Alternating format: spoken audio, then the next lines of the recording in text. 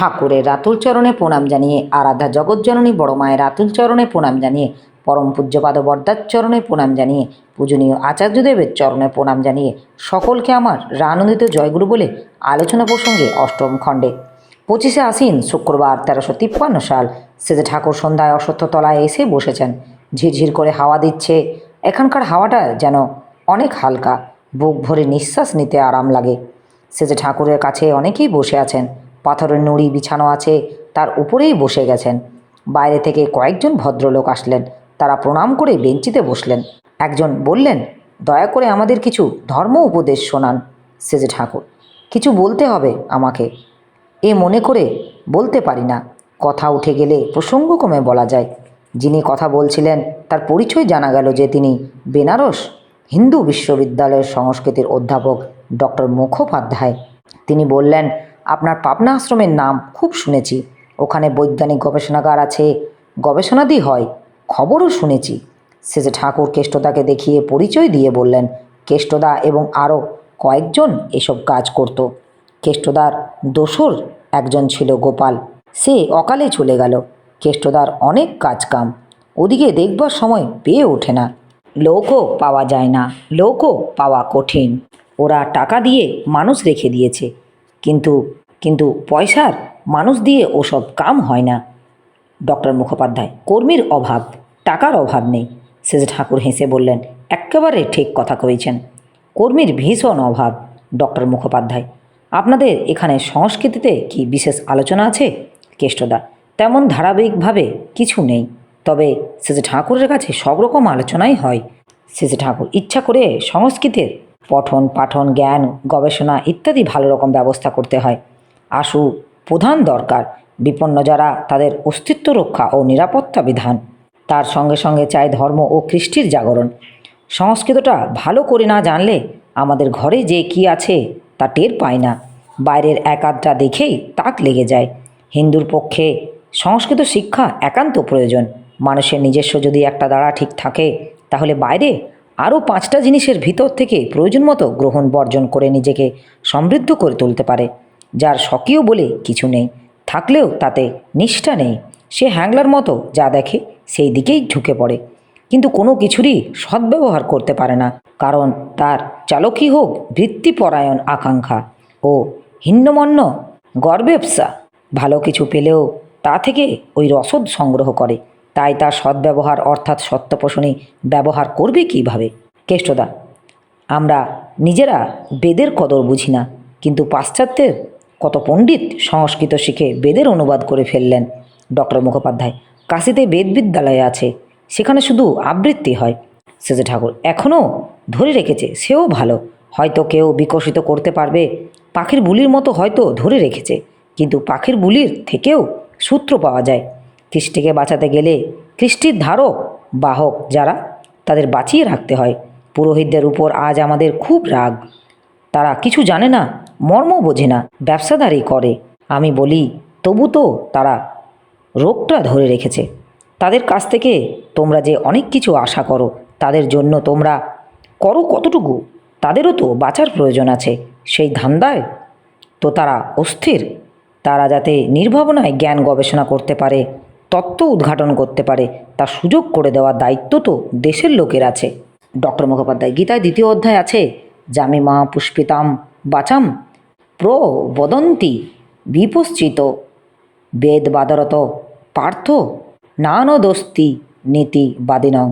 এ থেকে তো বোঝা যায় বেদবাদ সম্বন্ধে প্রতিবাদ জ্ঞাপন করা হয়েছে। শেষে ঠাকুর, সেটা করা হয়েছে আচরণহীন জ্ঞানের কচকচির বিরুদ্ধে। ওতে বিকৃতি আসে, আচরণের ভিতর দিয়ে যে জ্ঞান আসে সেই জ্ঞানই কার্যকরী। আবার বেদের যে ক্রিয়াকাণ্ডের কথা আছে, নিছক প্রবৃত্তি সুখ ও স্বার্থকামনার জন্য যারা তার অনুষ্ঠান করে, সত্তাপোষণী আত্মনিয়ন্ত্রণের সঙ্গে ইষ্টের অভিলাষ পূরণের সঙ্গে যার কোনো সম্পর্ক নেই, তাদের ওই আচরণের কিন্তু বেষ্টি ও সমষ্টির প্রকৃত কল্যাণ বিশেষ কিছু হয় না। তাই গীতাই ওই কথা। ডক্টর মুখোপাধ্যায়, ক্রিয়াকাণ্ডের পুনঃপ্রবর্তন কি দরকার? সেজে ঠাকুর, সত্তাপোষণী আগ্রহ থেকে এটা যদি ফিরিয়ে আনি এবং তাতে যদি যথাযথ ফল পাই, তবে আনবো না কেন? এটা মনে রাখতে হবে যে প্রবৃত্তি পোষণই সুযোগ সুবিধা বা শক্তি আহরণ কিন্তু ধর্মাচরণের উদ্দেশ্য নয় কো। বেশিরভাগ লোকেই এক জায়গায় গোল করে বসে, শক্তি সামর্থ্যের অধিকারী হয় নিজের খেয়াল চরিতার্থ করার জন্য। অমন্তর শক্তি কিন্তু অধপতনেরই কারণ হয়। কেষ্টদা: কাঠ বা ঘি পুড়িয়ে কী লাভ? শেষে ঠাকুর: সবটারই বিহিত উদ্দেশ্য আছে। প্রত্যেকটি মন্ত্রের ছন্দ আছে, দেবতা আছে, ঋষি আছে, বিনিয়োগ আছে। পূর্বাপর সামগ্রিক সামঞ্জস্য না বুঝে একটা জিনিসের এক কণাও বা ওপরের খোলসটা দেখে ছেড়ে দিলাম, ভালো করে মিলিয়ে দেখলাম না, তাতে কি হয়? আর আমরা চেষ্টা করলেই পারবো সব বের করতে। কাঠ আর ঘি পোড়াবার কথা বলছিলেন, কিন্তু যজ্ঞের ধুমো নিঃশ্বাসের সঙ্গে গ্রহণ করলে যে নানা ব্যাধি দূরীভূত হয়, এ তো জানা কথা। এ তো গেল এক দিক, আরও কত দিক আছে। পরিবেশের মধ্যে পবিত্রতা ও উন্নতির সন্দীপনা জাগানো একটা কম কথা নয়। যাজ্ঞিক আনুষ্ঠানেদের ভিতর থেকে একটা খুব সুন্দরভাবে হয়। লোকবর্ধনা হলো লক্ষ্য, যাতে যত বেশি করে এই কাম হাসিল হয় তাই কাম্য। মানুষকে খেপাইয়ে দিতে হয় স্বপরিবেশের উন্নতির সাধনায়। ডক্টর মুখোপাধ্যায়: একটা খারাপ প্রকৃতির লোক যদি নিখুঁতভাবে যজ্ঞ করে, তাহলে কি তার উপযুক্ত ফল পাবে? সেজে ঠাকুর: নিখুঁতভাবে করলেই ফল পাবে। নিখুঁতভাবে করতে গিয়ে অভ্যাস ব্যবহার নিয়ন্ত্রিত হয়, অর্থাৎ চরিত্র পরিবর্তিত হয়ে ওঠে। মূল জিনিস হলো ইষ্টনিষ্ঠা। জপ, তপ, যজ্ঞ, আরাধনা যা কিছু একমাত্র তার খুশির জন্য, তার তৃপ্তি তুষ্টির জন্য, নইলে স্বার্থসন্ধিক্ষু কসরতের বিশেষ কোনো দাম নেই গো। যজ্ঞ মানে সম্বর্ধনী কর্ম। ডক্টর মুখোপাধ্যায়: এমন তোর উক্তি আছে যে যজ্ঞ পুরুষ দেবতা ভগবানকে যজ্ঞের বিহিত ফল দানে বাধ্য করেন, তিনি ভগবানের কাছ থেকে সেই ফল আদায় করে নেন। সেজে ঠাকুর: কথাটা আমার খুব ভালো লাগলো। তার মানে কর্মের ভিতর দিয়ে প্রাপ্তি পথ সর্বদাই খোলা। আমাদের শাস্ত্রে সর্বত্র কর্মের উপর জোর দেওয়া আছে, কিন্তু আজকাল ধর্মের নামে না করে পাওয়ার বুদ্ধি প্রবল হয়ে উঠেছে। ওতে কিন্তু হতাশা ও আফসোস ছাড়া আর কিছুই পাওয়া ঘটে না। ধর্ম মানেই ধৃতিবিজয়ী কর্ম। দেশকে যদি জাগাতে চান, তবে ধৃতি পোষণে কর্ম উৎসাহের বাণ ডাকিয়ে তুলুন। আমাদের দেশে সেকালে জ্ঞান গবেষণা যা কিছু হতো, তার সঙ্গে সঙ্গে চেষ্টা থাকতো তাকে বাস্তবে কর্মে প্রতিফলিত করে জীবনকে সমৃদ্ধ ও উন্নত করবার। আপনারা লেগে থাকুন। আপনাদের মাথায় চুইয়ে পরমপিতা আশীর্বাদ কতভাবে নেমে আসবে তার কি ঠিক আছে? কোথাও থেমে থাকবেন না, আরও আরও এগিয়ে যাবেন। আরোর অন্ত নেই। ডক্টর মুখোপাধ্যায়: আগে সেরকম কি আবার ফিরে আসবে? সেজে ঠাকুর: আমার তো অগাধ বিশ্বাস সেই রকমটা ফিরিয়ে আনলেই আনা যায়। অবশ্য সেরকম কিভাবে বর্তমানে আনতে হবে তারও একটা রকম আছে। গ্লানি যেগুলি ঢুকেছে সেগুলি দূর করা লাগবে। দেশ, কাল, পাত্র উপযোগী ব্যবস্থাগুলি করা লাগবে। আমাদের কৃষ্টিটা যে আমার বিজ্ঞান, তা ধরিয়ে দেওয়া লাগবে। যিনি এই সামঞ্জস্য দেখিয়ে দেবেন, তিনি আমাদের নমস্য। পাতঞ্জলে আছে স পূর্বে সামপি গুরু কালে না নেব ছেদা, অর্থাৎ বর্তমান মহাপুরুষ যিনি, তার মধ্যে পূর্বতন মহাপুরুষদের যা কিছু তা তো আছেই, আরও আছে তাদের পরিপূরণ, তাই তিনি তাদেরও গুরু। এমনতর গুরুত্ব সম্পন্ন যিনি, তাদের ধরাই পূর্বতন কাউকে ছাড়া হয় না, বরং আরও করে ধরা হয়। পাতঞ্জলে আরও করে ক্লেশ কর্ম বিপা কাশই পরামৃষ্ট। পুরুষ বিশেষ ঈশ্বর, সেই জাগ্রত পুরুষকেই আমরা চাই। অপরামৃষ্ট মানে যে দুঃখ কষ্ট বোধ করেন না তা নয়, তার মানে তাতে বিপর্যস্ত বা সাম্যহারা হয়ে আদর্শ বা উদ্দেশ্যচ্যুত হন না। অচ্যুত তিনি। আমরা প্রত্যেকেই তেমন হতে পারি যদি বৃত্তিগুলি নিয়ন্ত্রিত করতে পারি, কিন্তু বৃত্তিগুলি নিয়ন্ত্রণ করে অচ্যুত হয়েছেন যিনি, তেমন কারোর প্রতি অনুরাগের ভিতর দিয়ে ছাড়া বৃত্তিগুলির উপর আধিপত্য আসে না। বুদ্ধি যদি আয়ত্তে আনা গাণিতিকভাবে সম্ভব হতে পারে, কিন্তু বাস্তবে সম্ভব হয় না। তাই আমাদের অল্প বয়সেই আচার্য সন্নিধানে যাবার কথা ছিল। আচার্য মানে যিনি আচরণ করে জেনেছেন। মাতৃভক্তি, পিতৃভক্তি, আচার্য ভক্তি, এইগুলি ছিল শিক্ষার ভিত্তি। ভক্তিটা ছিল জীবনের মেরুদণ্ড।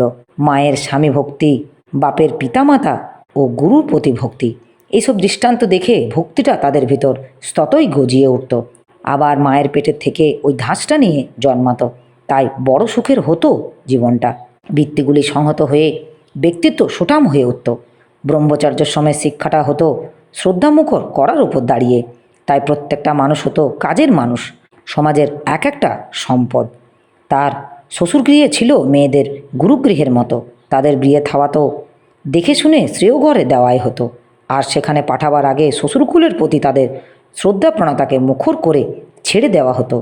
সেখানে গিয়ে ওই শ্রদ্ধাই প্রকাশ লাভ করত সেবায়, সশ্রম ও সন্তোষণায়। তার ভিতর দিয়েই তারা শ্বশুরঘরে সম্রাজ্ঞীর আসন গ্রহণ করত, রত্নগর্ভা জননী হয়ে উঠত। ডক্টর মুখোপাধ্যায়: জীবনের লক্ষ্য তো ব্রহ্মজ্ঞান লাভ। সেজে ঠাকুর: হ্যাঁ, সুকেন্দ্রিক চলনের পরিণতিই হলো ব্রহ্মজ্ঞান, অর্থাৎ বৃদ্ধির জ্ঞান। আর ব্রহ্মজ্ঞানের সার্থকতা আসে ব্যবহারিক জীবনে তার প্রয়োগের ভিতর দিয়ে, যার ফলে সংশ্লিষ্ট পরিবেশ ও ব্রহ্মজ্ঞানের পথে এগিয়ে চলে। পরিবেশকে বাদ দিয়ে একলা ব্রহ্মজ্ঞানী হওয়া জীবনের লক্ষ্য নয়কো। অনেকে বলে ব্রহ্মজ্ঞান হলে সব একাকার হয়, তার মানে প্রতিটি বৈশিষ্ট্যের ভিতর ভগবত্তা প্রতিভাত হয়। এটা হওয়া মানে বৈশিষ্ট্যের বোধ হারানো নয়, বরং ভগবান কোন বৈশিষ্ট্যকে কী পদ্ধতিতে, কী পরিণয়নে কীভাবে আত্মপ্রকাশ করেছেন তা গভীরভাবে বোধ করা। পরম সত্তাকে যখন বিচিত্রতার মধ্যে বিচিত্রভাবে বোধ করা যায়, তখনই তাকে জানা হয়। টিক্কা টিপ্পণী পড়ে বেমিল ধারণায় মস্তিষ্ক অভিভূত হয়ে থাকে, পরে আদর জিনিস বোঝা যায় না। আরও এ জিনিস পড়ে জানার ব্যাপার নয়, করে জানার ব্যাপার। করা ও চলার সুবিধার জন্যই পড়া, আর পড়তেও হয় আচার্য সন্নিধানে, যিনি পড়ার মর্মটা আচরণের ভিতর দিয়ে আয়ত্ত করেছেন। সশ্রদ্ধ ও সক্রিয় সেবা ও অনুশীলনই হলো এই পথের পাথেয়। আমার এই আলোচনা প্রসঙ্গে কিছু ভুল ত্রুটি হয়ে থাকলে আপনারা আমায় ক্ষমা করবেন। উপস্থিত দাদা, ভাই, বোন, মায়েদের আমার আনন্দিত জয় গুরু।